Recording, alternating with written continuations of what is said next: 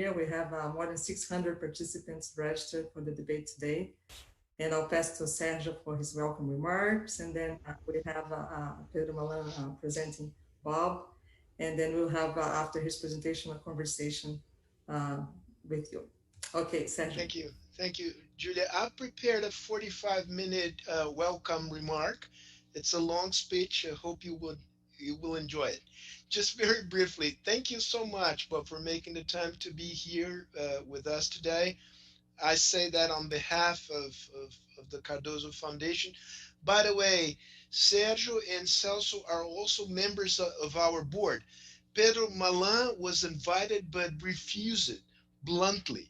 So I hope sometime in the future he will join the board. Pedro, the invitation for you is permanent. I'll hand it over to you, Pedro, for your introduction of Bob Zoellick. Go ahead.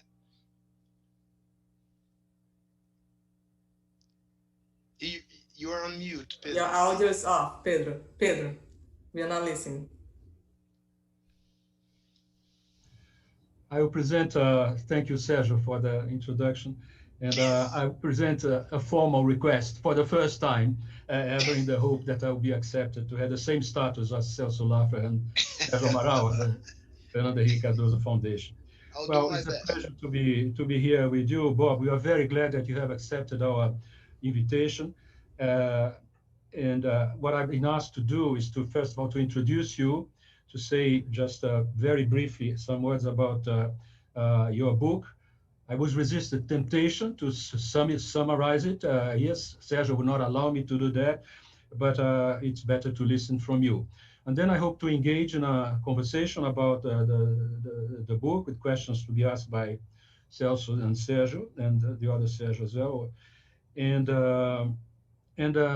if you allow me, I would like to make a comment on your recent article on foreign affairs after we discussed your book, because it's a natural extension, I think, of the basic elements of the tradition that you have identified so well in your book. So, first of all, let me say introduce the audience to Mr. Bob Zoellick. Well, he's famous, but anyway, I'm going to indicate some of the key positions he served the U.S. and the world in his very successful career. Bob Zoellick was served as U.S. Trade Representative from 2001 to 2005. He was Deputy Secretary of State in 2005 to 2006. He was President of the World Bank 2007 to 2012. And he served, in addition to that, or earlier than that, he served as Counselor to the Secretary of the Treasury. He was Deputy Chief of Staff at the White House and Assistant to President H.W. Bush. He's now a Senior Fellow at the Belfer Center for Science and International Affairs at Harvard University. He is, or he was, you correct me, Bob, if I say something improper about you. He principal of Brunswick Group, geopolitical advisor. He serves at, this I'm sure that he serves, at the board of Temasek, after Peterson International Institute of Economics and the Carnegie Endowment. He has some of us, or all of us, the three of us, Celso, Sergio, and cross our paths in different capacities with Bob in his different capacities as well. So we have an enormous admiration for his objectivity, for his fairness, for his ability to focus on the issue at stake, even when we have some minor disagreements in the past, which may appear in this conversation. And the fact is that this admiration was enhanced by the publication of this recent book. And I would like to encourage our audience to take a serious look at the book. If you have doubts about, I suggest that the title of the book is A History of U.S. America in the World, A History of U.S. Diplomacy and Foreign Policy.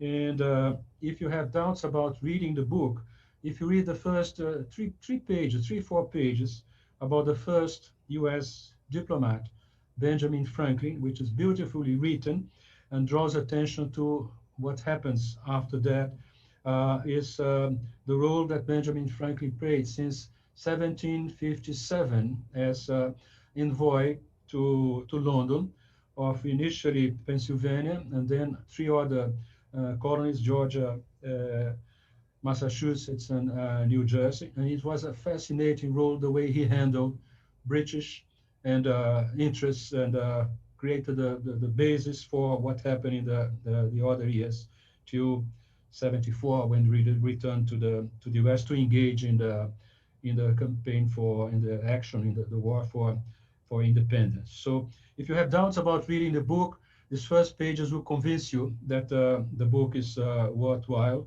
Plus the clear identification that Bob made of something that even Henry Kissinger had recognized in his magisterial diplomacy of 1994. And I quote, Kissinger said, American foreign policy was a sophisticated reflection of American national interest. I'll come to this point later on, which was simply to achieve and fortify the new nation's independence. Since no European country was capable of playing an actual threat so long as it was in contention with its rivals in Europe, the founding fathers showed themselves quite ready to utilize the European balance of power when it suited their needs, and so that it could be extraordinarily skillful in maneuvering between France and Great Britain, not only to preserve American independence, but to enlarge its frontiers in the participation of the empires of Spain and France and Britain, and as well to Canada, and through downwards to Mexico. And so this is the first big tradition in the U.S. diplomacy. This is a definition of the North American base, which Zoellick defines as including the U.S., Canada, and Mexico. And there are some implications of this which will come in our conversation later. I don't want to go to the other for, let's say, traditions, because I'm sure that Celso and Sergio would probe deeper on the trade, the transnationalism, the technology tradition, which has always been there and will likely to remain so, on the question of alliances and the question of the role of public opinion and congressional support, which is so fundamental to any, since the very beginnings, to any U.S. administration, and the recent more of the American stance in the world at large, especially in this how they achieve different objectives in the domestic and the international arena, which will be subject of our conversation. So I promise not to speak for too long. I have already done so. I think it's time to stop here and allow Bob to present to us the reason why he decided to, at this moment, to write a book which has been in his mind for the last 20 or 25 years, if I read him rightly. You have the floor, Bob. Well, first, Pedro, let me thank you very much for such a gracious introduction. It's a privilege to be here with all of you, and particularly with friends from past service, and Sergio and Celso, and thank you, Julia, for all your organizational work. So let me just start with some explanation of why I wrote the book. When I was in government, I often drew on history as I was thinking through problems. And so I wanted to encourage others, particularly of a younger generation, to consider this approach. As Pedro mentioned, Henry Kissinger wrote a book in the mid-90s titled Diplomacy, where he talked about history and foreign policy. But my sense is it very much reflected a European perspective, and in particular, the realpolitik that he's been associated with. So for a number of years, I've been thinking about how to try to write a book that talks about history and foreign policy that shares more of the American experience and some of the ideas that have influenced the United States over 200 plus years. So the approach that I took was to focus on stories. I wanted to make the book readable for people interested in biographies and history, but it was also a method by trying to focus on individuals and episodes, and in particular on the practical problem-solving work of diplomacy. And what I had in mind was that in the United States these days, many universities teach foreign policy through the lens of international relations theory. And that's interesting, it's intellectually challenging, But when I think about my experience with issues such as German unification or NAFTA or genocide in Darfur or climate change or strategies for the World Bank and trade, the international relations theories don't take you too far. And so I wanted to write a book that in effect is a series of case studies where I try to include enough explanation in each chapter to give people a feel for what was really going on, the messy facts as I refer to them. I also add my assessments, but I'm trying to encourage people to think about what they would do in similar circumstances. If one writes a book like this, you have to enjoy the fundamental subject matter. And I always enjoyed diplomatic history since I took it in college. But in the United States, it's been somewhat faded as a field, in part because historians have wanted to bring in underappreciated actors and perspectives, which I think has enriched the field. But I also think we lost something. We've lost some of the synthesis that we had in history. And I was struck that Fred Logoval, who's a true historian up at Harvard, who's just written the first volume of a biography on John F. Kennedy, wrote a piece in the New York Times that said to his fellow professors, why have we stopped teaching political history? So in a way, I wanted to see if this book could help nudge people back towards that old notion of diplomatic history. And then I suppose another idea that was in my mind was that in my various executive posts, because I like history, I would often ask my younger colleagues what they knew about history, because I really didn't have a sense of what was taught anymore. And I came away with the impression that insofar as they learned history, it really focused on World War II and the Cold War and the period afterwards. And I thought that the first 150 years of American history had some wonderful figures and experiences and ideas.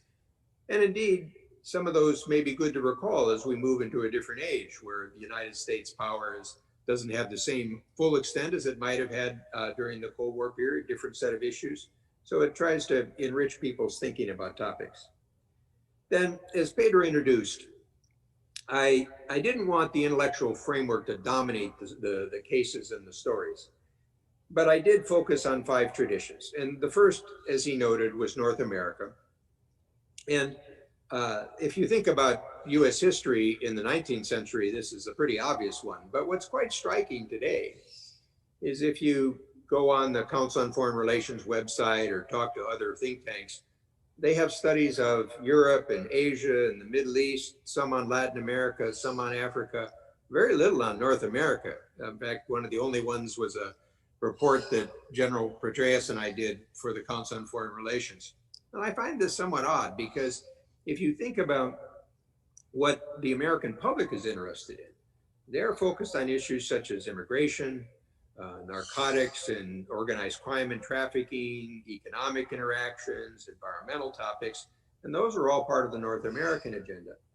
But I think there's also a bigger dimension, and that is, I discovered that in 1979, as Ronald Reagan was launching his presidential campaign, in his speech, he said, it's time that the United States stop thinking about Mexico and Canada as foreigners.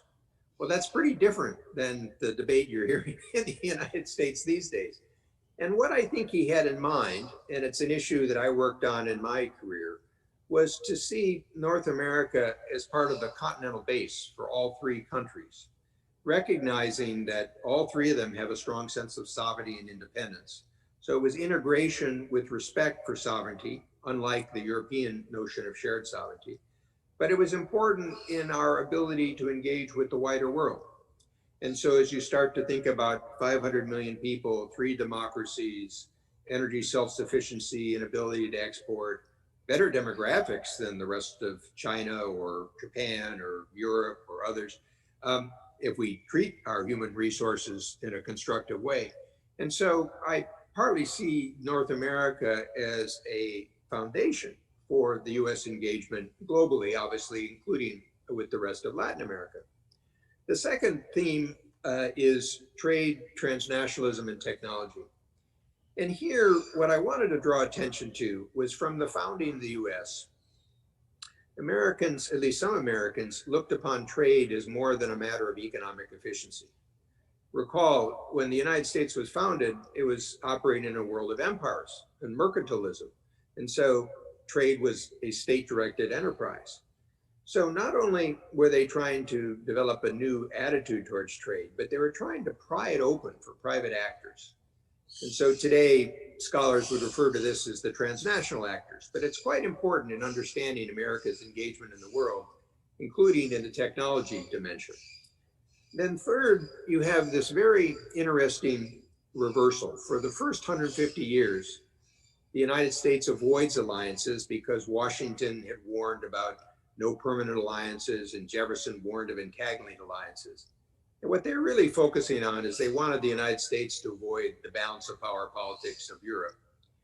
But from 1947 to 1949, quite accidentally, the United States creates a very different type of alliance system that is the fundamental aspect of policy for the next 70 years. Now, the challenges of managing that alliance system were never easy. The question of would the United States be willing to risk its existence to defend West Berlin when it was blockaded? Whether the United States security guarantee would extend to Vietnam, where we fought a bitter war. So alliance issues are not anything one can deal with automatically, but they pose a special challenge to diplomacy. And obviously those are questions the United States faces today. Then the fourth is congressional and public support. And here, particularly dealing with former ministers, you're well aware of this challenge. But it's interesting, many people who study US foreign policy just sort of assume away the domestic aspects of it. George Kennan, who is a great scholar in foreign policy, you can see why they never let him talk to Congress, because he just treated it in a dismissive fashion. And what I wanted to draw attention to in this book was the critical need to find support for public and congressional support, and some of the figures in Congress that loom large over different time periods. And then the fifth is this notion of America's purpose. And here I wanted to distinguish the often used phrase of exceptionalism. Many countries feel that they're exceptional. Brazil feels that's exceptional. What I was trying to emphasize was from the founding of the United States, there was a sense that in addition to building a new nation, there was a larger purpose. And the best anecdote I can share with you to emphasize this is for those of you that still carry wallets, and someday if you take a US dollar bill out of a wallet and look at the back, you'll see the Great Seal of the United States. And perhaps as you use dollars, you never paid much close attention to it, but there's an unfinished pyramid, and notice it's unfinished. And it has the Eye of Providence above it, and below it, the phrase Novus Ordo Seclorum, New Order of the Ages. So from the founding period, these people were thinking in big terms. Now, it's my view that their purpose shifted over time. At first, it was to simply preserve a republic, a rather novel idea in a world of empires. Then it was to preserve the Union, and the preservation of the Union led them to think in more confederal terms. By the start of the 20th century, it was how they would engage with balance of power issues in East Asia and the European world, which Teddy Roosevelt mediated the conflicts to avoid what broke out a decade later in World War I. For Woodrow Wilson, it was to make the world safe for democracy, not to make the world into democracies, but make it safe. For Franklin Roosevelt, it was the four freedoms. In the Cold War, it was the leader of the free world. For Bill Clinton, it was the indispensable power. Well, I think today that question will also be on the agenda. And the answer varies depending on the international context, always some effort for freedom and liberty, whether it's to preserve it just at home or with friends or to expand it. And then third, the basis of public support. So that's the framework that I tried to present for the book. Thank you, Bob. So I'll pass now to Celso Laffa to start the conversation for his first question. Celso. Okay. Well, once again, welcome. I think you have written a fascinating book. In fact, it is a new view of diplomatic history and the role of diplomacy in strengthening the power of the US in the world from the very beginning. And it is also a very wise combination of your own experience and what was useful for you in terms of the US historical experience for your process of decision-making and evaluating the situations you faced. I would like to discuss at greater length your book and the intellectual stimulus that it brings about. But considering the limitations we have, I will raise first one question, and it is related to a very interesting chapter and an innovative chapter, which is the one related to Vannevar Bush, that you describe as the inventor of the future. And you stress the importance of his conception of a model of governance of the US system of science and innovation. And the implementation of this model has been one of the sources of American power and influence in the aftermath of World War II. It was able to surpass, as you mentioned, the Soviet statist system, and is part of the background that led to the end of the bipolar era and to greater US preeminence in the world. This is an issue you studied very much in your chapter on German reunification and the end of the Soviet Union is very stimulating.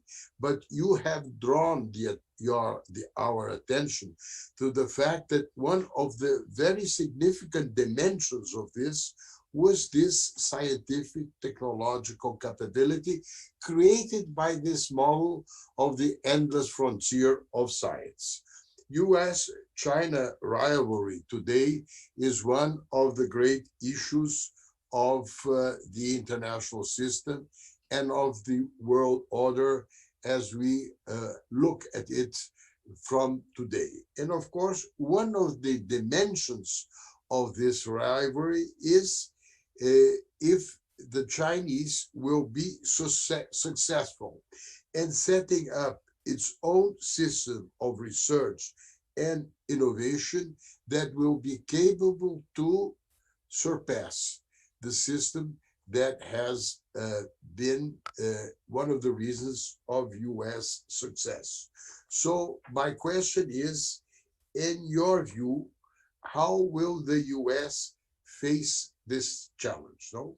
How the US will face this challenge in the next administration, whether it will be a Trump administration that does not seem very open to science, innovation, technology, and to the role that it should play, and a Biden administration if he is successful. That's something I would like to have your views on it. So first, I want to thank Celso for joining us today. Celso was one of my all-time favorite colleagues, and it was a pleasure to work with him on so many issues. And even today, his wisdom is a Brazilian and global treasure. So thank you very much, Celso. And I'm glad you focused on Vannevar Bush to help people explain a little bit about who he was. He was a dean at MIT and a vice president at MIT and a professor. He became president of the Carnegie Institution for Science. But he fundamentally was a pragmatic polymath. He was an inventor, he was an engineer, he liked to build things. He was very brainy, but he kind of could write in a folksy way too for Popular Science magazine. He was quite an unusual individual. And as Celso mentions, I select him as the godfather of an American diplomacy that leverages perpetual scientific and technological change. And what I particularly had in mind is many books on foreign policy focus on geopolitics.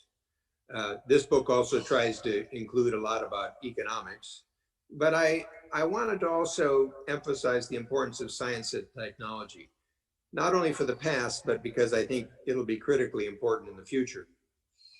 So in World War II, Vannevar Bush maneuvers himself into a position helping Franklin Roosevelt tap the scientific and technological resources of America's universities with the warfighting capacities.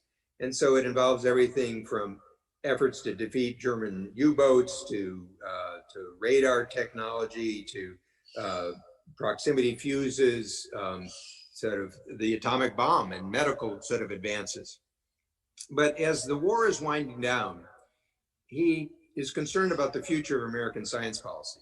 So in a shrewd way, he gets the president to write him a short letter that asks Bush to do a report on the future of American science.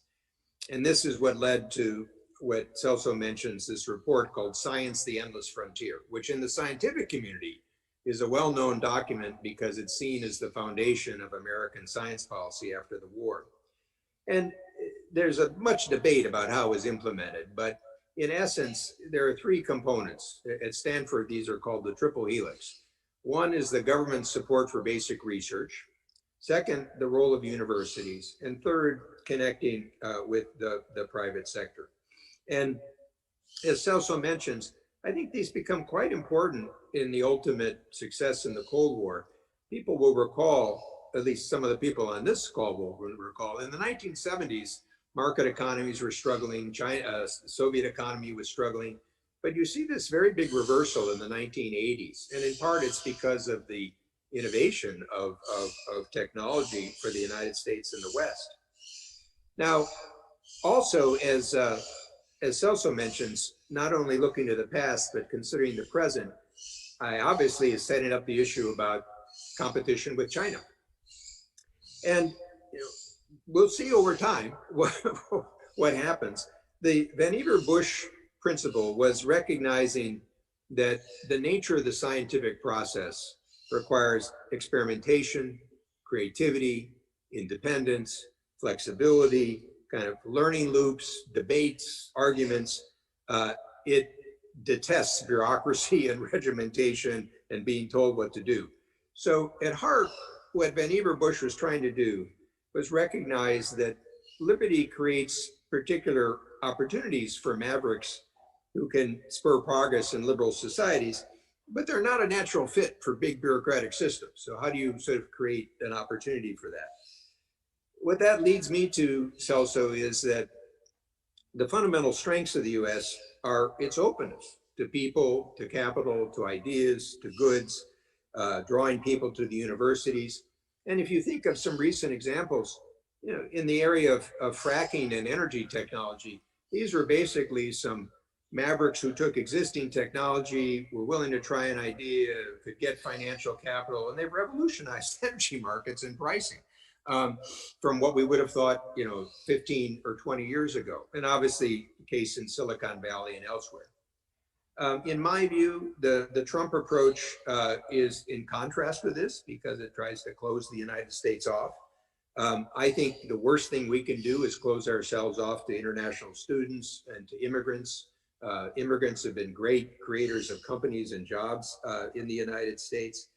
And since I try to include color in the book for stories, in addition to the story about in July 1945 of Vannevar Bush's role with the atomic bomb and nuclear diplomacy, in addition to this report on Science, the Endless Frontier, I came across another story that you just can't make these up. It turns out in July of 1945, Bush writes an article in the Atlantic magazine where he imagines something he calls the Memex machine. And fundamentally, this is a time where you're just starting to get big computers. And he's imagining a personal computer. He's imagining a desktop device that can link you to information and allow you to connect to knowledge sources all around the world. Well, it turns out that a radar technician who's right after World War II is going off to the Philippines discovers a reprint of this article in a Red Cross library on stilts in the Philippines. And he's so motivated that he goes back, he gets his degrees in computer science and engineering, and he becomes one of the founders of the personal computer movement. And indeed, one of Vannevar Bush's students becomes the provost of Stanford and the founder of Silicon Valley. So it shows these sort of wonderful interconnections. But there's one other reason I wanted this chapter in, and that is, I think that many of the people on this call will have dealt with the challenges of science and public policy. So, and in fact, when I was in the first Bush administration, I supervised the US efforts dealing with the Rio Treaty on climate change in 1992. And there's something to be learned there about how diplomats and policy officials create the right policy environment for science and technology. So many people interested in climate may not be aware that that Rio Framework Treaty is still the underlying framework for what goes on in the Paris Accord and others. And indeed, it's the only climate change treaty that the United States Senate has ever ratified. And it was designed to create a framework for political action, scientific feedback loops, adjustment, because it was dealing with the uncertainty of science. And so I think as we deal with challenges of the future, whether it be pandemics and biological security, whether it be climate, whether it be data issues, I'm trying to encourage people to think about how you meld the diplomatic arts that many of us have learned in traditional fashion with science and technology. Okay, so Celso, I'll do a first round of questions, then I'll go back to you for your second question. So I'll pass now to Ambassador Sergio Amaral. Sergio. Yes, Julia. Bob, it's a big pleasure to be with you here. And I think in many different jobs and positions I've had to make, or we have certainly crossed. And reading your book, I have a sense of a mirror, because we went through the similar issues.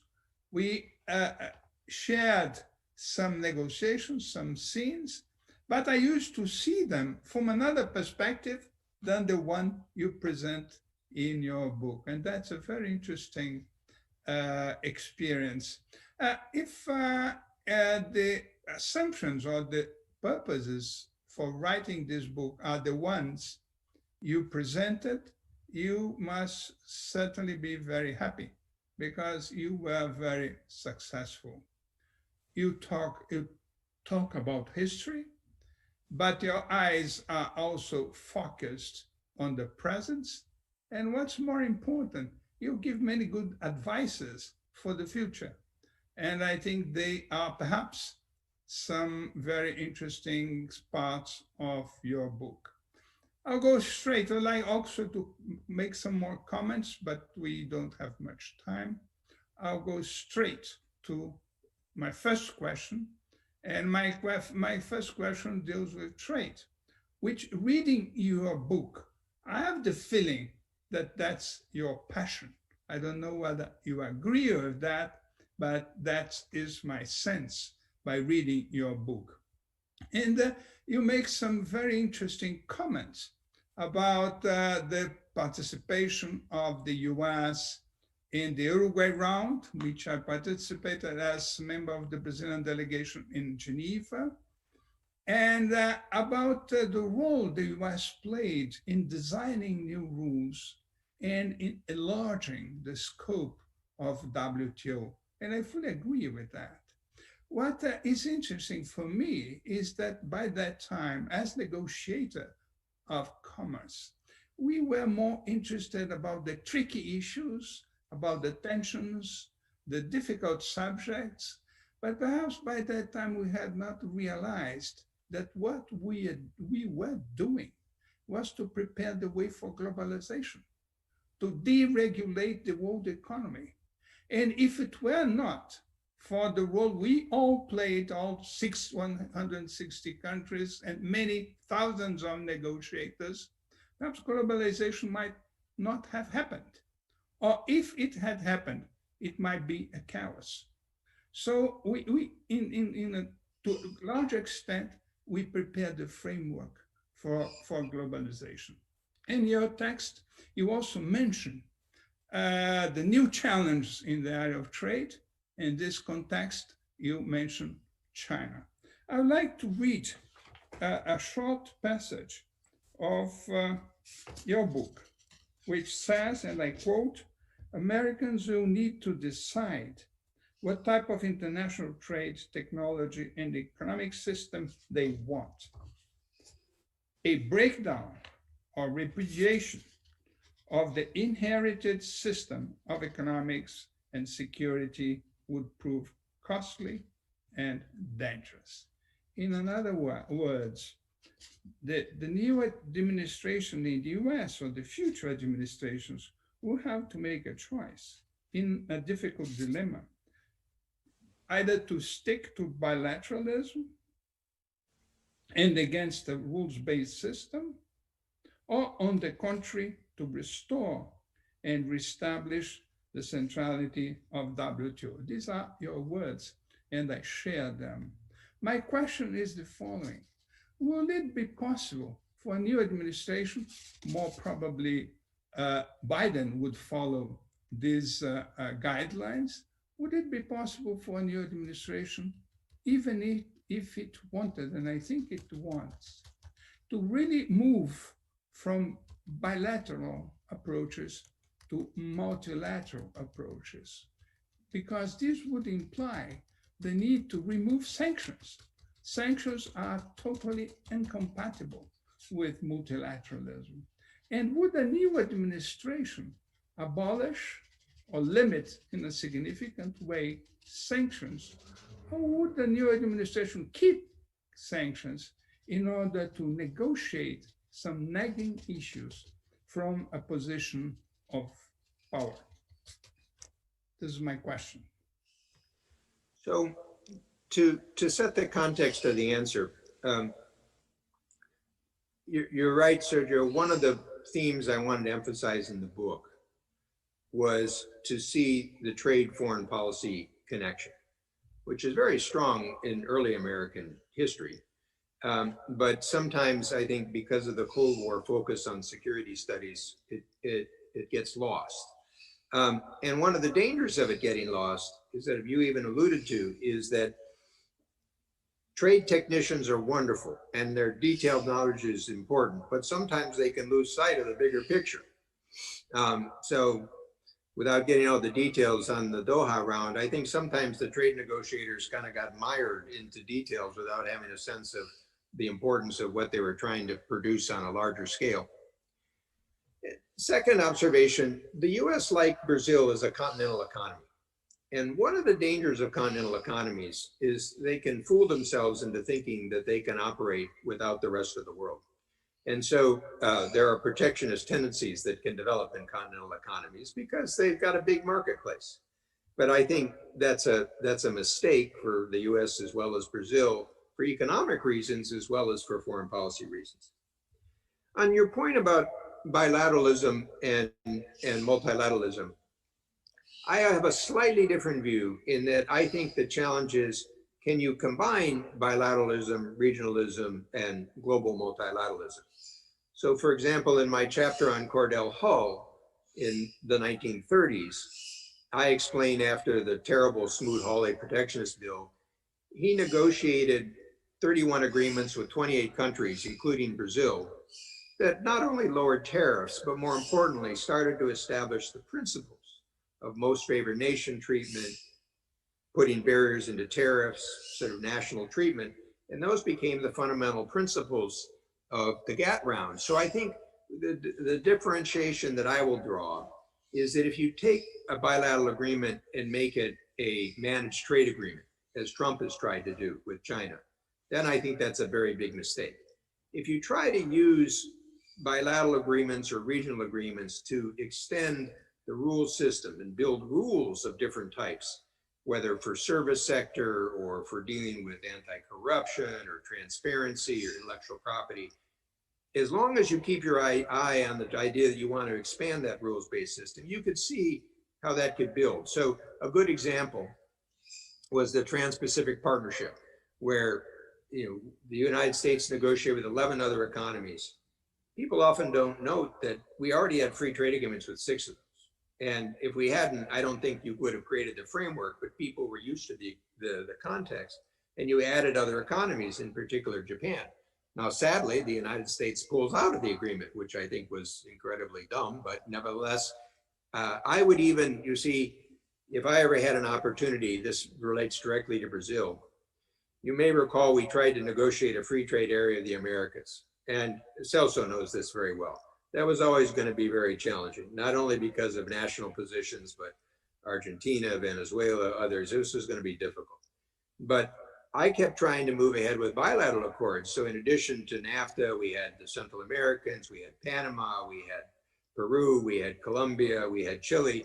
And the back of my mind was that if it ever came to a moment where Brazil thought that it might want to take part in a more liberalizing environment, that would be a great strategic achievement to how you could sort of connect those together. So it's I think this is, again, the challenge, Sergio, of thinking about trade with the technical details you need for politics, but also thinking about it in a larger strategic sense. Now, as you ask about the future for US policy, I've been very clear from the start about Trump. In his inauguration, he said he was a protectionist. A lot of people tried to rationalize that. I said, you ought to believe him. And then when he said he's a tariff man, that's a pretty good endorsement. And so, his approach has been on bilateral trade deficits, and which I think is a mistaken approach. It perhaps didn't hit Brazil quite as hard because we have a bilateral surplus with you, but it's not a good policy for pushing in the future. And frankly, I think Bob Lighthizer never liked the WTO dispute settlement system. He liked the old GATT model, and so he's trying to take it apart. So I'll be honest with the flaws. I think for Biden, his people talk more about multilateralism, but particularly, as the three of you know quite well, the Democratic constituencies tend to be more protectionist. And so he'd have a challenge on that. What is interesting is that if you look at the poll surveys, Democratic voters are now more pro-trade than Republican voters. And I think this is in part, they're opposing Trump, but also it's probably a younger generation that sees the world a little differently. And so this combines politics and trade. It would be very interesting if Biden wins to see who he appoints as US trade representative. If it's the standard person, they'll just play defensive politics and they may not do much.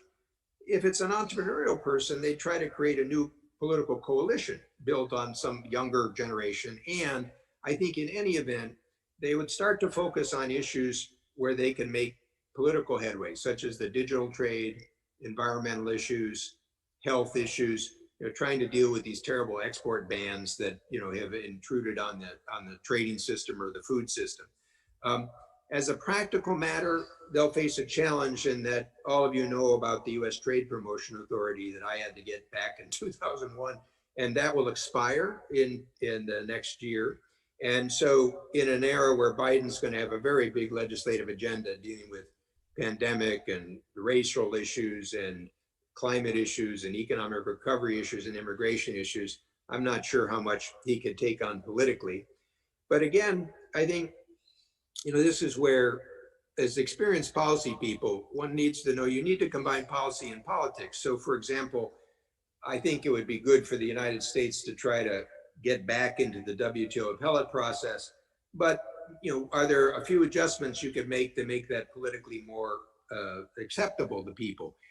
So I, for example, have suggested that, Brazil has used safeguards now and then. Maybe safeguard, a little bit more freedom to use safeguards as opposed to the anti-dumping countervailing duty laws, which get manipulated. Because safeguards are transparent, they're supposed to only last a certain period of time.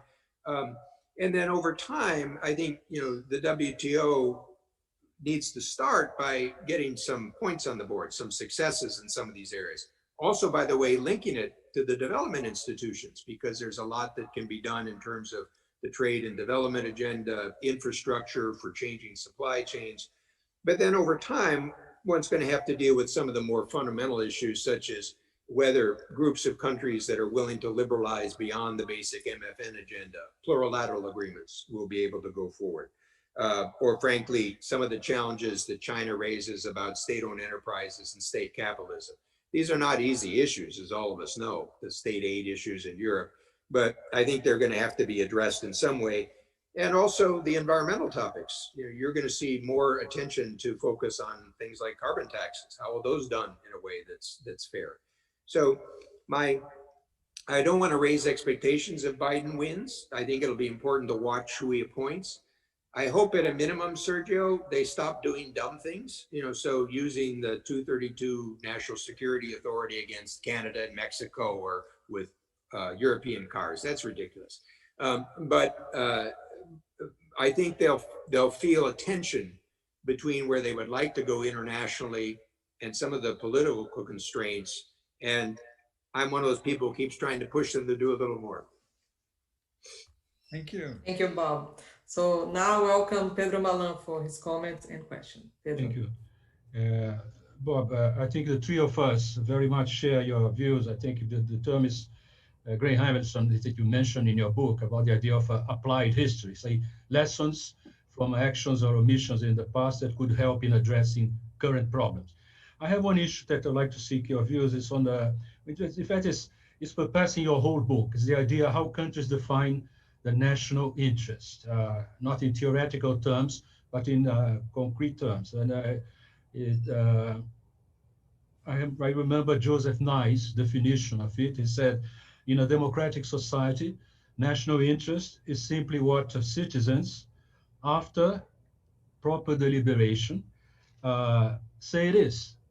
And if they decide that certain intangibles are part of this definition, so be it. If the American people, that some values, for instance, or beliefs are part of it, the leaders and experts may point out some of its shortcomings, but if an informed public disagrees, experts cannot deny the legitimacy of their opinion about what's national interest. So the question to you is a relevant topic for us. It's always been in my mind and continues to be, especially now. How is it defined?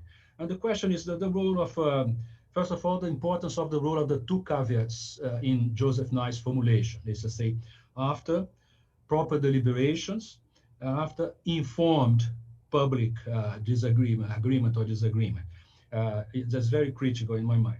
So it brings me to the role of leadership of the executive branch and the role of the leadership in the executive branch in trying to elicit support from public opinion, sometimes trying to move a little bit at the margin, and congressional support, as you insist. So in fact, it's one of your key for traditions. The point is the following.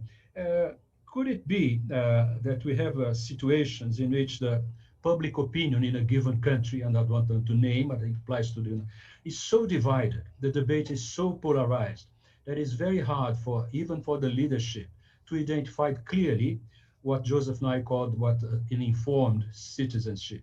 After proper deliberations, decide what national interest to be. This could function as a sort of a drag on the ability of a country to find its way in the short, medium, and longer term.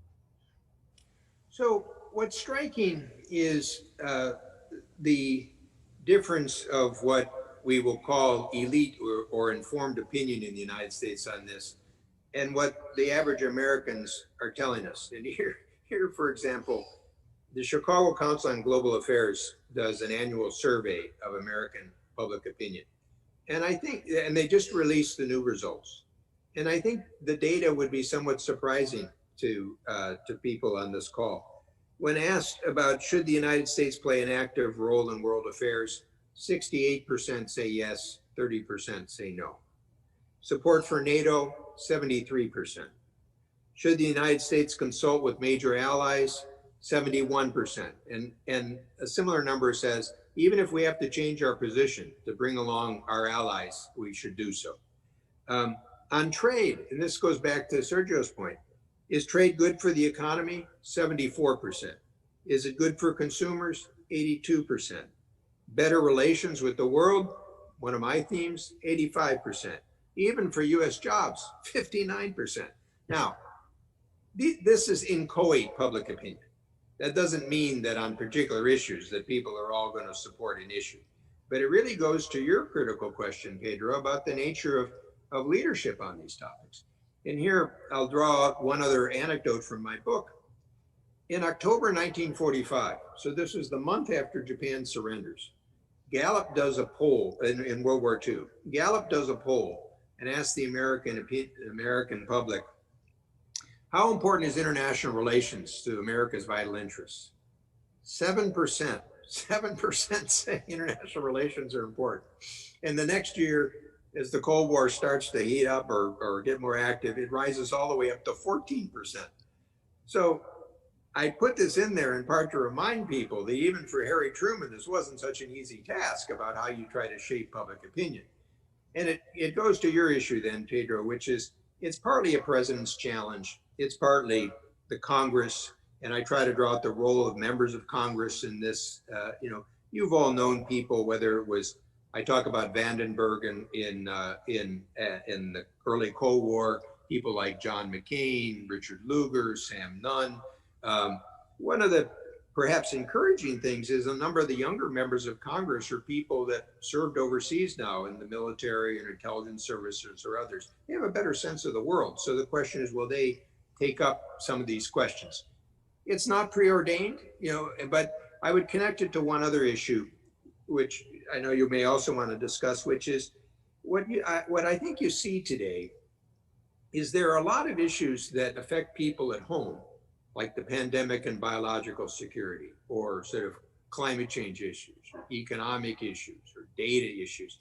They see those issues in terms of their locality, but they're global issues, and you can't deal with them unless you deal with them globally. And so one of the things I think for an incoming administration would, if Biden's elected, is that he will have to focus on a lot of those issues as part of his domestic agenda. But the question is, can he then leverage them internationally? And so in a way, you could say there's a new security agenda that has to be framed, as well as an old security agenda. And I'm not saying you could ignore issues of nuclear weapons or regional hegemons or, dangers caused by, Russia with its neighbors. But on the other hand, think about this as sort of a window on the world. The United States has now got about 220,000 people who died from COVID-19. That's more Americans than died in World War I, the Korean War, and in Vietnam. So I certainly think it's a security issue. And this isn't going to be the last one of the viruses that we have to deal with. So I think, again, coming back to your fundamental point, Pedro, is, often in democracies, there's a general sense of these issues, but they have to be framed by the nature of leaders and political systems. And I'll be very frank, I don't think we've been doing that very well. In fact, I think we've been doing the reverse. So I'll pass now to Sergio Fausto. All right, Bob, if I may, let me bring Latin America to the conversation and allow me to touch on a thorny point of Latin American U.S. relations, the war on drugs. It's been an important component of American foreign policy towards the region since the 70s, at least, right? I would like to hear your opinion, your assessment about the outcome of this long-standing policy, whether time has come to change, whether there is a chance that this policy will change in the near future. I would like to remind that the war on drugs was first raised as a domestic issue by Richard Nixon. I vividly remember, so to speak, his speech saying there's no greater enemy to the U.S. than drugs.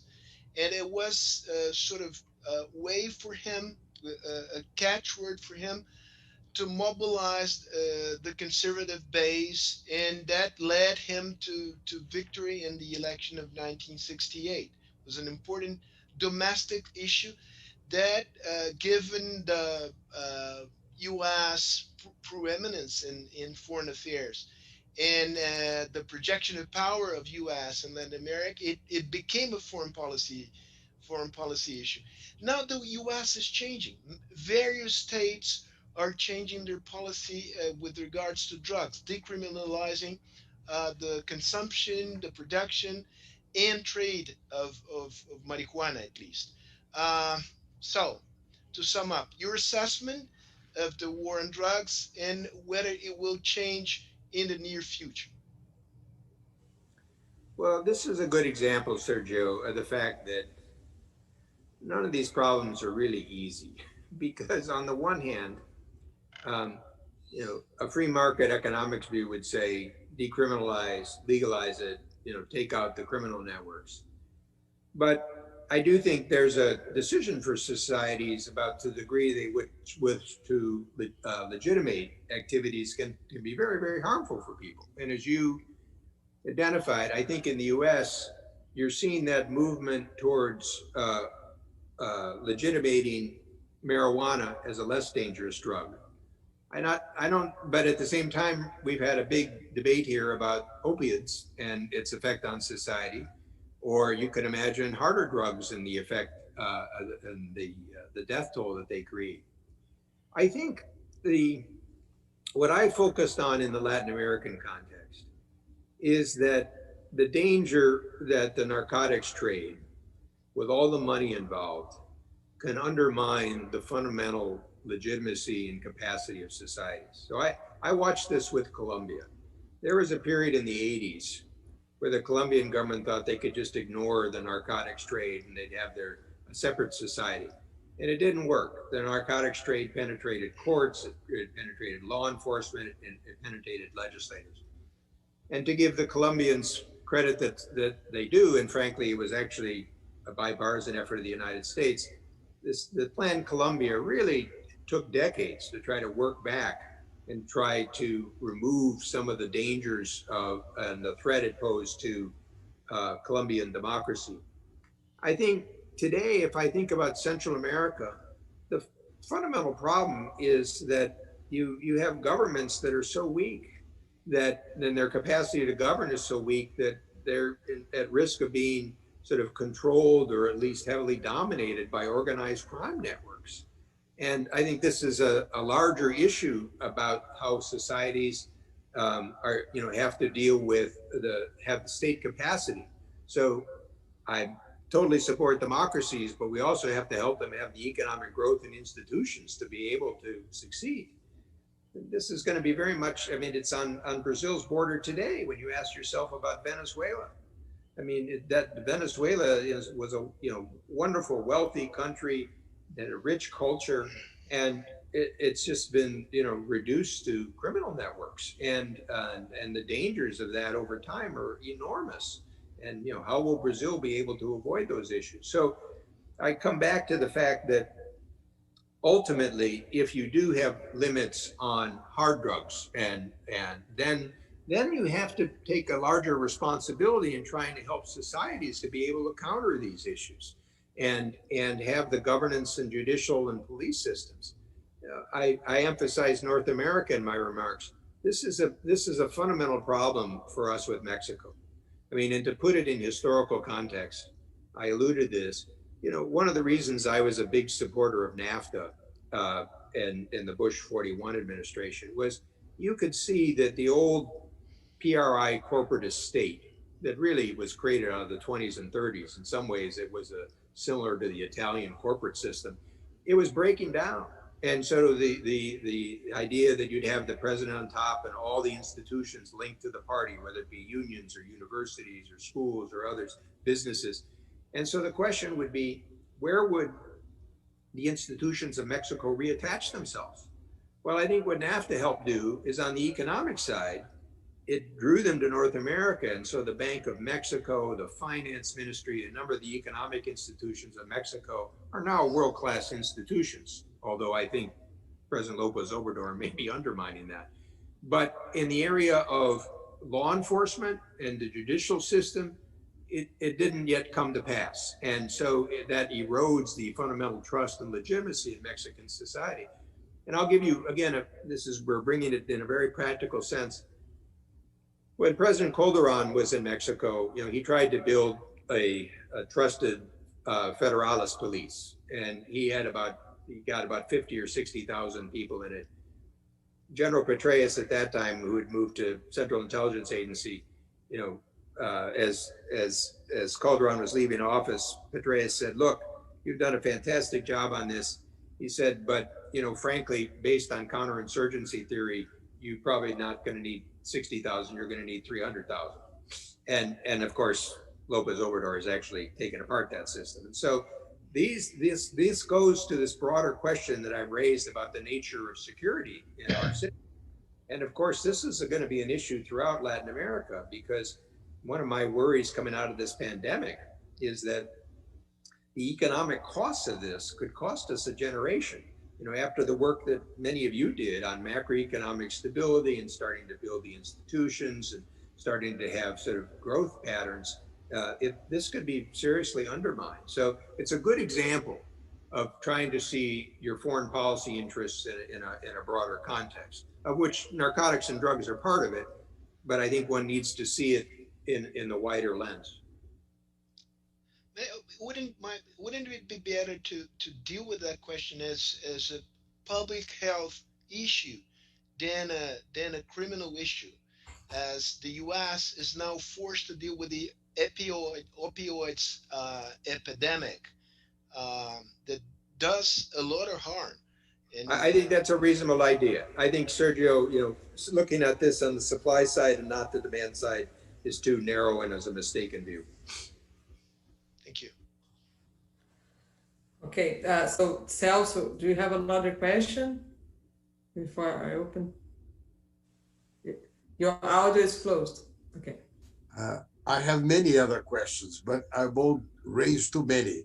Obviously, I had a question regarding the trade policies and the legacy of Cordell Hull, which is related to what Sergio has said. And of course, it's related also to the issues that Bob raised about the importance of trade in the broader scenario, and that trade negotiators tend to enjoy the technical dimensions of discussing all the technicalities that are involved. But one of the most interesting dimensions of my relationship with Bob was that we were always capable of discussing the technical dimensions, but also thinking of the broader themes that were involved in the trade pillar, such as those that led us to a final discussion on the Doha mandate for trade negotiations, which dealt with the technical dimensions, but had a look at the future. And I think also the issue of science and diplomacy and the themes of the environment that you also raised are a very indispensable ingredient. But trying to raise another issue, it is part of your book too, and you'll see why I will try to raise it, is your chapter on Ruth and the role of international law. No? And this is a very interesting chapter in which Bob stresses the importance of Ruth, his long-standing presence in the sphere of US foreign policy, and his understanding that international law is a dimension of soft power. And in the US action, when it was capable of enabling the soft power of international law to be present, that is part of the attractiveness, no? The novus ordo seclorum of the US $1 bill that you raised. Do you think that a Biden administration would be more sensitive to the soft power dimensions of international law?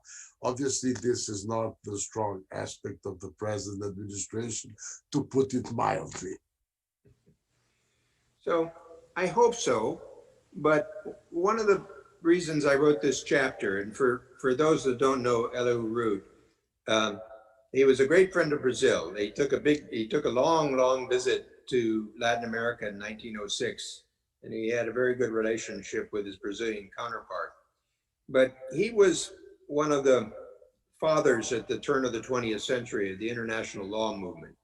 And what I wanted to do in this chapter is remind people that sometimes in later years, people focus so much on the use of power or military power. They thought international lawyers are either utopians or technocrats. And I'm trying to recall here that the people who led the international law movement in the United States were building off a tradition that really started with the Declaration of Independence, because the Declaration of Independence refers to nature's laws, and it's basically an indictment of King George III. In our early era, we had a treaty with Britain in 1795 or 6 that is has the first arbitration panel. In 1817, we have the Rush-Bagehot Agreement with Britain that starts to demilitarize the Great Lakes, which is a huge advantage for both the United States and Canada going forward. And in early periods that moved towards, after our Civil War, we had a major arbitration with Britain over the Confederate raiders that had sunk the US merchant fleet. And it was the first arbitration that actually brought in foreign arbitrators. So there's a tradition of this. And what they were trying to do, and this goes back to the context we discussed, they were trying to avoid alliances. They were trying to avoid balance of power politics, but they were also trying, and later they were sort of trying to offer a counter to the League of Nations and collective security, but they were still trying to engage internationally.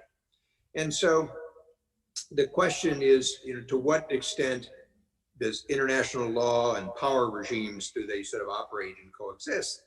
And what I try to draw people's attention to here, and our conversation has been rich with this, is that if you think about rules for trade and commerce, rules for science and technology, norms of behavior of all sorts, telecommunication systems, postal systems, it's impossible to imagine the world operating today without some rules-based system.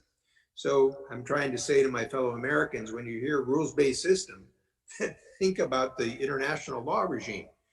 Now, I closed that chapter with a debate that I found in 2006, which was the centennial of the launch of our International Law Society in the US, where 3 scholars are debating the role of international law. And one takes the view that international law only really works among democracies.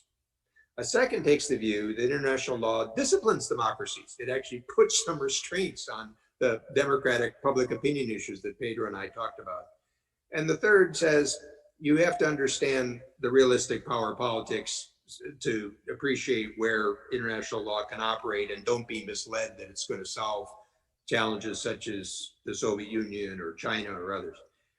And I try to leave to the reader to think themselves about where they would come down in that issue.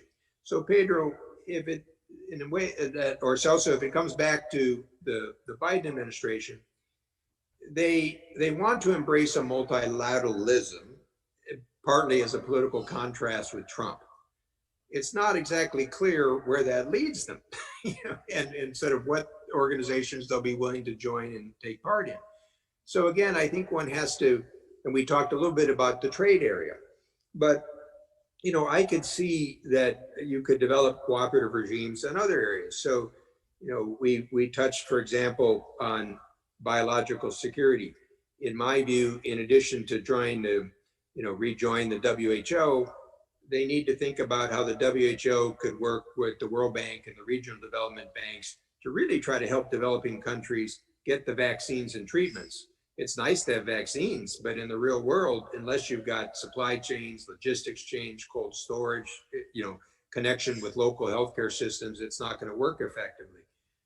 The Bush 43 administration had this rather bold initiative with HIV/AIDS in Africa and anti-malaria and tuberculosis. So these are regime-based systems. In climate change, based on what the Rio Framework Treaty, you wouldn't just rejoin the Paris Accord, you try to figure out how you can broaden the base of support. So my suggestions would be, for African economies, if you could do something with soil carbon, you could probably absorb a lot of carbon. The estimates were about 13% of the targeted amounts, but you could also help African agriculture. Obviously, an issue for Brazil is forestation and avoided deforestation. It's a critical issue going forward. All economies are going to have to adapt. So what I think the challenge will be, Celso, is that whether they can take their multilateral inclinations and try to work it within different regimes and systems. And this is where, at least my suggestion to some of the counterpart countries, is be creative. including in the case with China. So right now we've got, so many conflicts with China, we need some off-ramps. And I can imagine in some of these topics, both sides could lower the temperature, save face by working through some of the multilateral institutions, whether it's on issues of developing country debt or biological security and others. So it brings us back to this question we've been talking about, which is, we created this multilateral system. It's got strengths and weaknesses. It's not perfect. You still have to negotiate and compromise, but how could we use it more effectively than we have? Thank you, Bob. So we have about 20 minutes before we finish, and I have a few questions. I'd like just to know if Pedro would like to make any comments, or if I can start the questions. Pedro. Your audio. A very quick question, Bob, related to your article on foreign affairs, and we're looking for the article that you promised in the Financial Times next week. But on the question of your suggestion, let's say, back to our national interest thing, countries could define their national interest and define that it is in their national interest to cooperate with others in certain issues that could only be solved through multilateral cooperation or participation with others. So, but you suggested that Biden should, if elected, should frame his international area very much linked to the domestic agenda, because there are some domestic issues which provide the basis for showing the U.S. protagonism in the wider context. I have one specific question about that. You mentioned in your book that after Lyndon Johnson, there's no other president in Brazil had the same experience in the Congress and working with Congress as Joe Biden. So you say that this could be an asset, an important asset. He knows have been there for decades now. But Niall Ferguson, in a recent article interviewing in that País, say that a Biden administration, if elected, will be a just one-term administration because the Democrats never understood the reasons why Trump was elected. It's typical Niall. But anyway, the point is that I remember very well, and I'm sure you remember, that some decade ago, the Senate leader of the Republican Party in the US Senate said that the Republicans have one priority, which was deny Obama a second term. All the rest was secondary to this. They said that at the beginning of the Obama administration. So since we have such a division, we don't know what will be the outcome of the Senate elections, this polarization and division could endanger the possibility of the US defining not only the international agenda, but also even the proper domestic agenda, because he has to carry not only public opinion, but the two houses of Congress as well. But I'm assuming, not assuming, taking for granted that the Democrats would have a majority in both the House and the Senate, and the president will be able to move things ahead, even in this very clearly divided Congress and public opinion. So, but I think I think we should not take more time for the people who want to ask questions. Bob, I think I know what you're going to be your answer to the question, but if you could be very brief in reply. I'll be brief, Pedro. Well, Brazilians know well the challenge of executives working with the Congress, and all three of you have had that experience, although your party system is different than ours. But I think the starting point, if Biden's elected, harkens back to some advice my former boss, James Baker, gave to Ronald Reagan in 1981. He said, Mr. President, you have three priorities: economic recovery, and economic recovery. Now, I think in this environment, it's a combination of pandemic and economic recovery. So, even if we have vaccines, there's a lot of questions about effectiveness, how long they'll last. We're learning every day about the proper treatments. And frankly, I think many of our governments have eroded public trust. And so that's going to need to be sort of regained in the process. So I think this is where I would recommend that Biden sort of put his first effort, because to use colloquial English, he needs to get some points on the board. He needs to get some success. And going back to political history, Recall, Presidents Carter, Clinton, and Obama, 3 Democrats, all with Democratic Congresses, all came in with very high expectations and all got clobbered after 2 years. Yeah. In 2 cases, they lost control of the Congress. You have to produce things, so we can talk nice theories, but you have to get things done. As for the Republicans, as the opposition, this will obviously, this depends on if Trump loses, how the Republican Party sort of reformulates itself. And it's too early to predict. And, sometimes parties just try to reorganize by acting in opposition. In some cases, they'll look to see if they can do things that are politically popular. As you know, as a student of economics, the United States has hesitated to pass another fiscal package. I would suspect that Biden would try to do that. And could he get some Republican support on some of those issues? I would hope so. But that's an open political question. Without getting into the technical details, I think one key issue, as you know, in our Senate, our cloture provisions have often required 60 votes as opposed to 51 votes to get something done, except for budget reconciliation legislation. And that might change. This is where democracies have to evolve. I think Biden, as a creature of the Senate, will try to start to work with the opposition. But if they don't cooperate with him, I would not be surprised if he doesn't move and change on some of those issues. But then just to connect it to the international agenda, what I want to emphasize, particularly for this international audience, is I'm not saying the United States should be preoccupied only at home. I'm saying that you should take those issues that are domestic issues and connect them to your international agenda, and in doing so, rebuild your international partnerships and frame the 2 bigger challenges that, frankly, Brazil will also face, which is the future of our free societies and how to deal with a rising China. I agree. Okay, so it's perfect, your last comment, because the 2 questions I have here, it's about US and China. There's similar questions. One is from Arminio Fraga. His question is, how should Brazil deal with the disputes between the 2 most important partners? And another question from Matthias Spector is Brazil is dependent on China for much of its economic growth. The US will push Brazil to move away from China. If you were advising the Brazilian president, what would you recommend he should do? Well, let me start with a little bit of the US context with China. I think the relationship is in free fall. I don't think we know where the bottom is, and I think that's very dangerous. So I think the starting point is to start to look for some off-ramps. We could get into more of the nature of those. At the same time, whether it's Brazil or the United States, I think one does need to recognize that Xi Jinping has shifted some of the focus in China.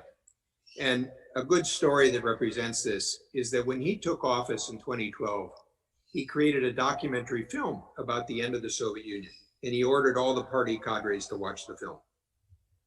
And if you had such a film done in Europe, it would have had Gorbachev as the hero that helped end the Cold War. Well, the Chinese version's a little different. Gorbachev is the fool that abandoned the Communist Party, ruined his country, led to breakup and ruin, and the not so subtle message is, it's not going to happen here. So I think we need to recognize that over the past 10 years, China's been trying to consolidate more control in the Communist Party. It's a greater control of state-owned enterprises. And there's a certain sensitive aspect of this related to the coronavirus.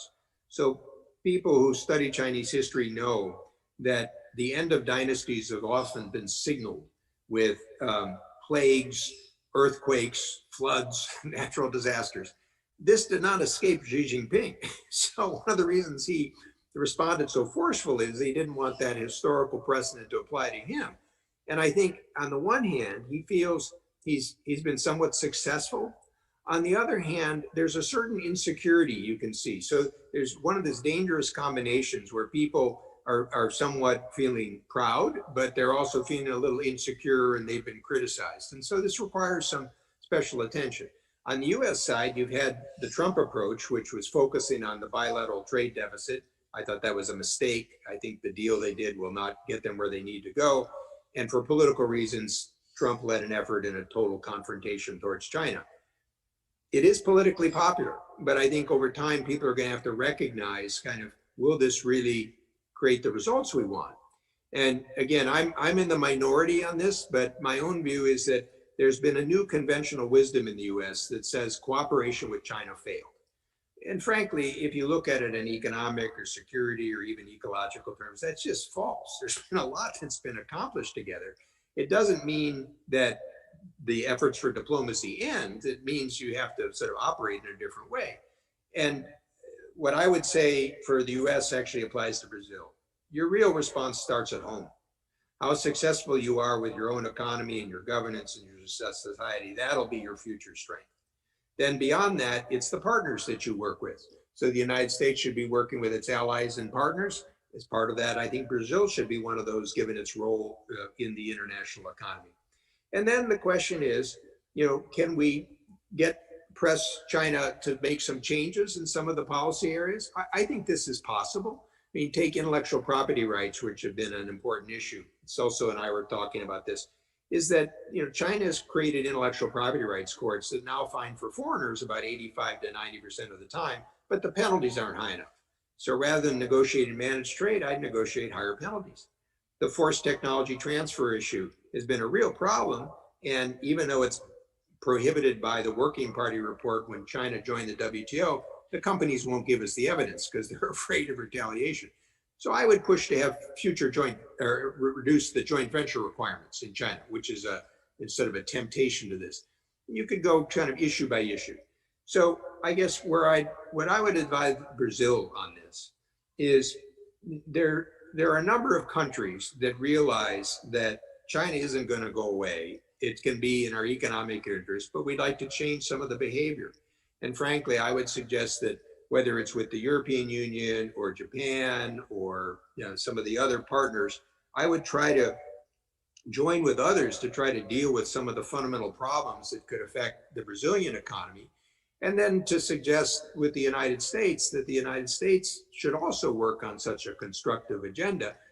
Because at the end of the day, there are forces within China that realize some of these things are not in their interests as well. And then the last point, this of course depends on your own political judgments. I'm not saying that we should ever cede our position on values. In fact, see, the difference that I would have is, I mentioned this, rather than try to imitate China by closing consulates and throwing out reporters, China can play that game forever, but we should be the open society. And with, say, for Hong Kong, as opposed to trying to sanction the officials in Hong Kong, I would do what Britain has suggested and say, let people from Hong Kong come to the United States. That would show the difference between the two societies. So, Brazil is also a society of immigration. You, of course, are going through your own challenging phase at this point with politics and economics. Those are only the decisions that Brazilians can calculate. But you see, it's part of my bigger view about the US and Latin America. My view has always been that while we should have a good relationship with Brazil and others in Latin America, we should also encourage Latin America to see itself globally. How do you fit in the global picture here? And so those, I think, will be the choices for your generation. I have another question here from Ambassador José Alfredo Graça Lima. If you can comment, when do you see the US to impose the non-tariff measures on import of steel and also aluminum? Well, I think that depends on the election. I don't think Trump's going to change his approach on these issues. He gets pushback. I mean, the aluminum measures have been ridiculous. I mean, 98% of the people in the aluminum industry are dealing with the fabrication of the product. So he just sort of raises costs. But at heart, he's a protectionist. This goes to one of those issues, if Biden's elected, my guess is his people know this is bad economics and it's bad policy, but it'll have some political support. So, whether they can come up with easing adjustments on some of these things. So, look, without getting into the details, when Celso Laffer and I worked together, I had a very protectionist steel industry, and I needed to get votes for Trade Promotion Authority. So I put a safeguard on steel.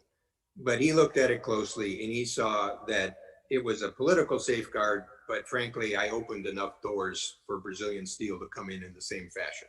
So we kind of shrewdly worked out the sort of way that allowed Brazil not to be hurt, but me to achieve the political end that I needed. So sometimes trade policy is theory, sometimes it's practical politics to sort of make it work. So we're going to finish with our last question here from Abraham Lowenthal, who says hi to all of you. He also mentioned watching these webinars like watching a World Cup with best players.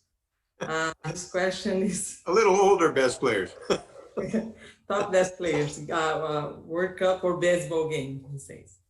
So given the weakening of leadership and respect for U.S. and expertise in the U.S. and elsewhere, what can be done and how to build a knowledgeable consensus about the North America concept as a step in the direction of coping with a new and a different world?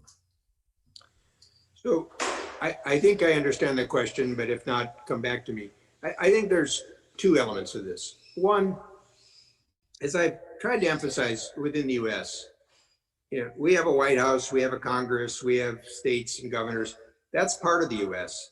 But fortunately, the US is something much deeper than that as a private sector and a society.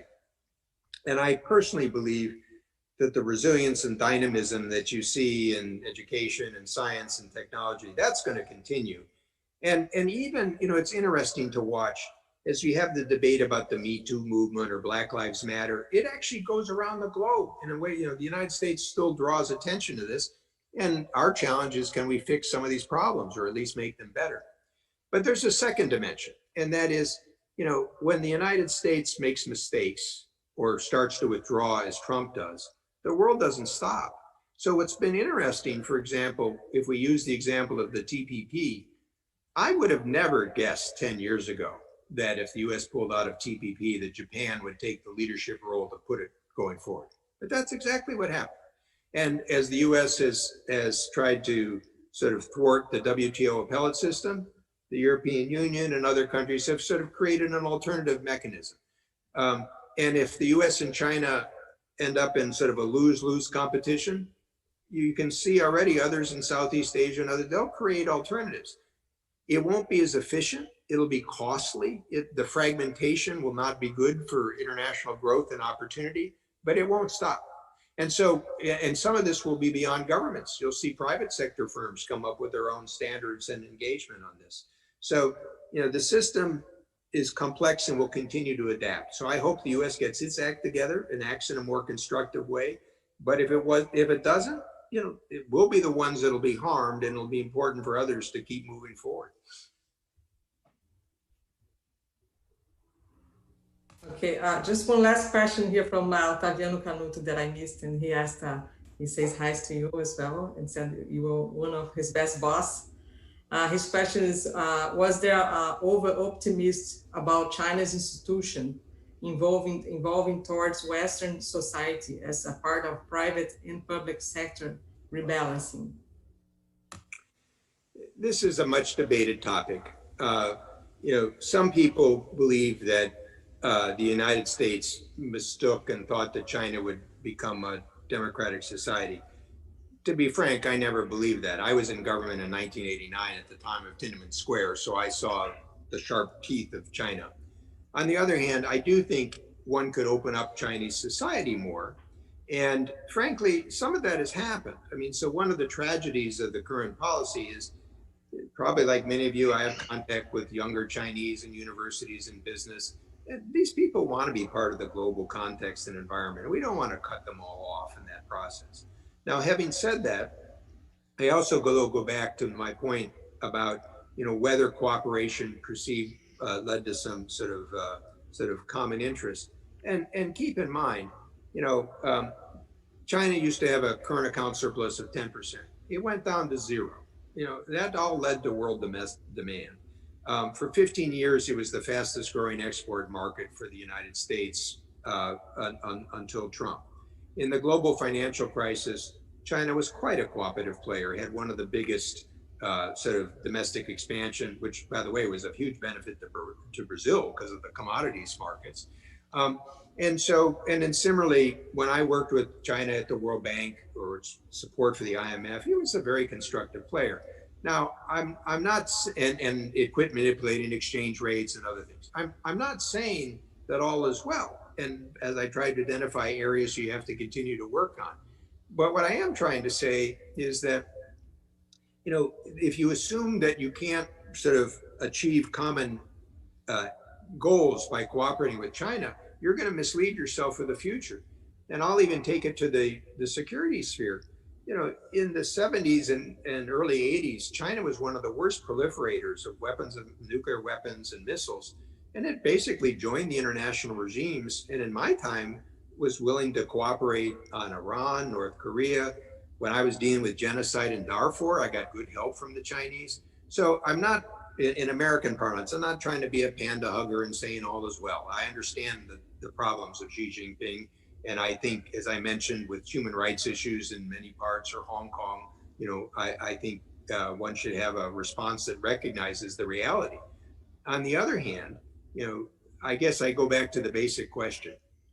How are we going to deal with the challenges in the world, from pandemics to climate, the economy to security, unless you figure out some way to work with China?